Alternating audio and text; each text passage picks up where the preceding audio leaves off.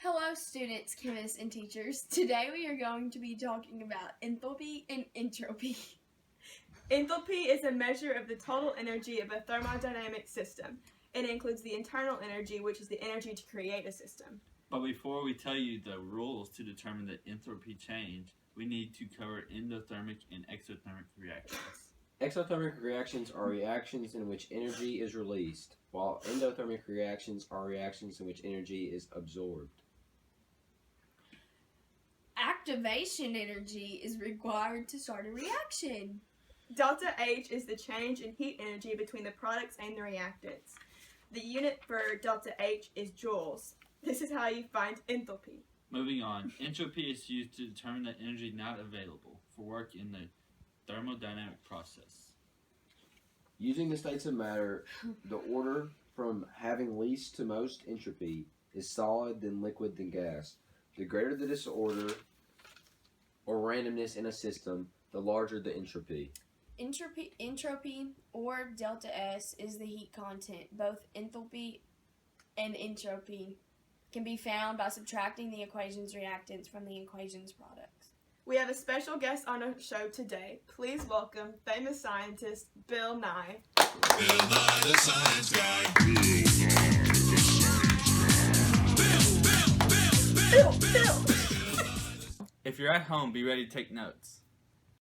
Hello, it's a real pleasure to be here. So Bill, explain to those viewing at home how to find the amount of enthalpy. Of course, the formula to use for enthalpy is delta H equals products minus reactants. Let's try it out using this equation. 2H2 plus 3O2 to 2H2O plus 2SO2. To know what numbers to plug into this equation, use this chart. To find delta H, you must multiply the coefficient given by the following element. This applies to all elements with a coefficient before it. So for example,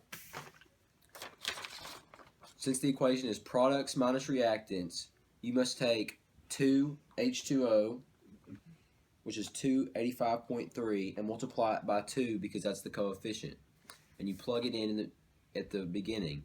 Then you add 2SO2, which is negative 296.2. And then you subtract the products minus the reactants, which would be 2H2S, which is negative 20.2. So you multiply that by 2 and get negative 40.4. And add O2, which is 0 times 3, so it'd be 0.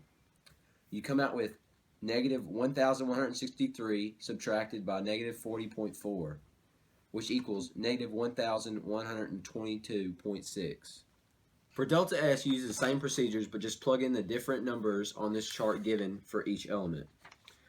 So, for 2H2O, you multiply 69.1 by 2, and it comes out as 138.2, and you add 2 of SO2, which is 248.6, which would be 569.2.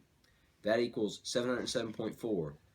And then you subtract 2H2S, which is 205.7, multiplied by 2 equals 411.4, and then you would add 3O2, which is 205.3 times 2 equals 615.9. That comes out to be 1,027.3. And then you take 1,027.3, subtract it from 707.4, and you get negative 319.9. Thanks, Bill, for explaining how to figure the entropy and enthalpy of the equation. Thank you guys for watching. Please like and subscribe. And comment down below. Tune in next week for our topic on gravity. Bye!